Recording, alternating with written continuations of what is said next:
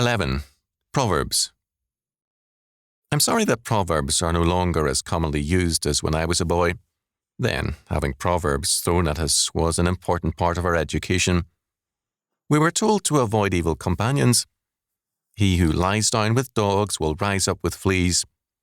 Where fools were concerned, old American Proverbs had much to say. If you want to make a fool of yourself, you'll find a lot of people ready to help you. Another said, there's no fool like an educated fool. An Armenian proverb put it this way, you can give a jackass 10 university degrees, but it still won't make a horse out of him. The Russian said, make a fool the Tsar, and he's still a fool. The Bible has the best, of course. One of the things it says about fools is this blunt judgment. As a dog returneth to his vomit, so a fool returneth to his folly.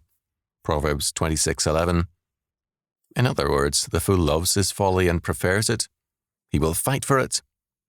Let a bear robbed of her whelps meet a man rather than a fool in his folly. Proverbs 17:12. Thus, the fool is a menace. Quote, a reproof entereth more into a wise man than 100 stripes into a fool. Or, a rebuke enters deeper into a discerning man than 100 stripes into a fool. Proverbs 17:10. At one time, our school books were full of proverbs. Our mothers and our fathers summed up the wisdom of the past in proverbs we never forget.